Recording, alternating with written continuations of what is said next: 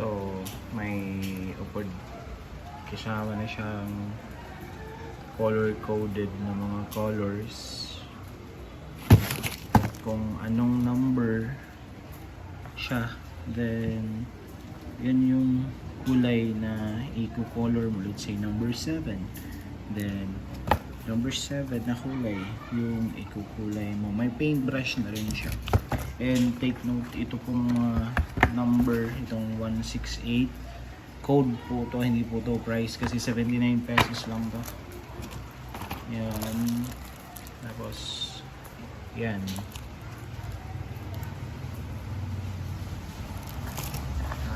Tatlo yung binili ko.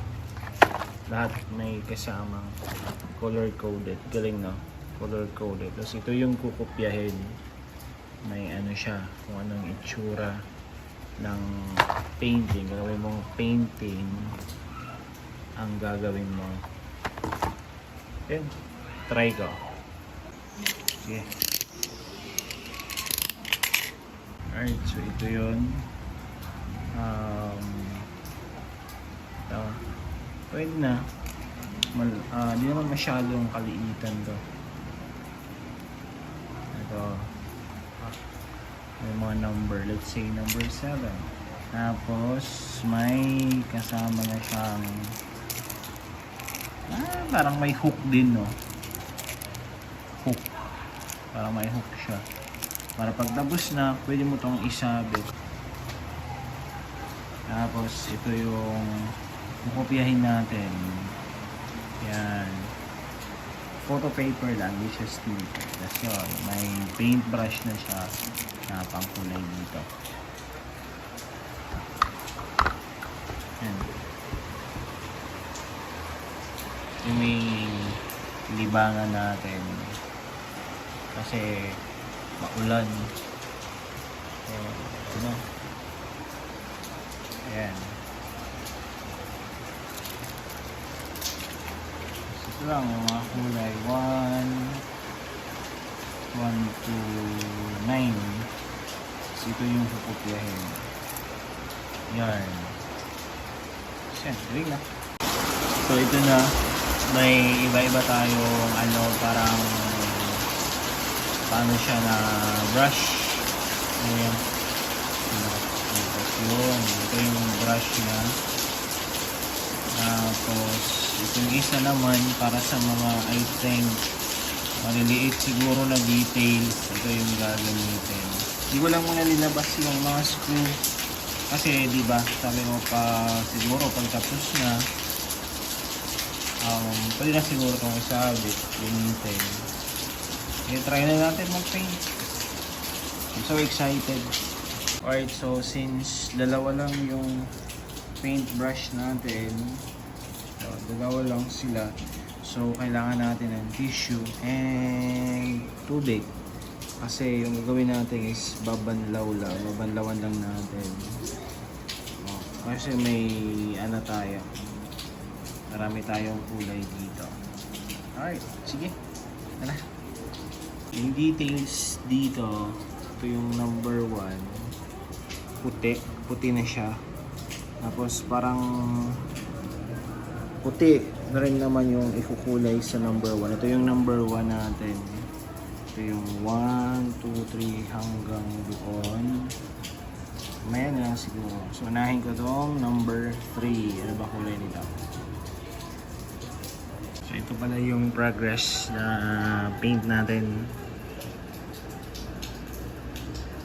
Kailangan careful lang yung pagkukulay kasi kung hindi ka careful, since may mga maliliit na details,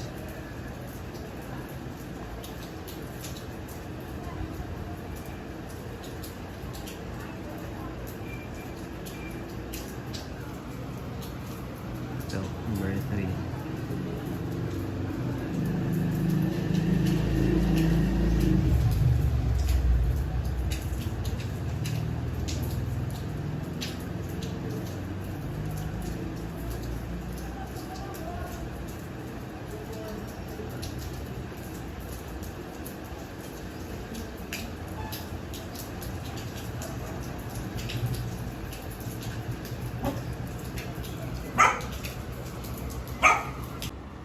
update.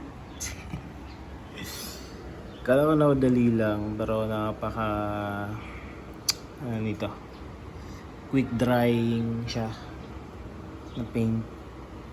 Pero okay naman, nakakalibang. Instead may stress ka, to buhos mo lang yung time mo tsaka yung pag-iisip mo paano gawin to. For many minutes, ganito pa lang yung napipaint ko, hindi pa masyadong maayos. Later, update. So ito yung update. Taka lang. Ito na yan. Yung mga kulay na yung mga number 3. Tapos yung susunod ko naman ngayon is number 4 na kulay. Alright, so here's another update. Nag-start na ako magkulay ng red. So number 4. Yan. Update sa painting natin. Hirap siya actually. I thought napakadali pero hindi. It's our update sa pinipaint natin. Ito na siya. Kunti na lang matatapos na rin. So update natin. Kamukha ba? Kamukha ba?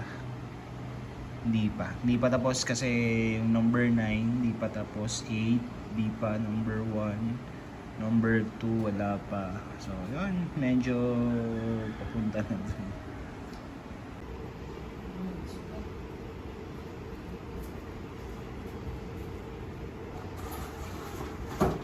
Hi, so ito po yung update sa ginagawa kong painting. Look, matatapos na. Number 1 na lamang.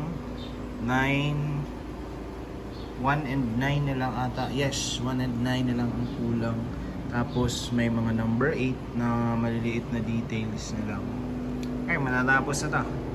Tingnan nyo, medyo parehas na siya. Ito ginawa ko maghapon.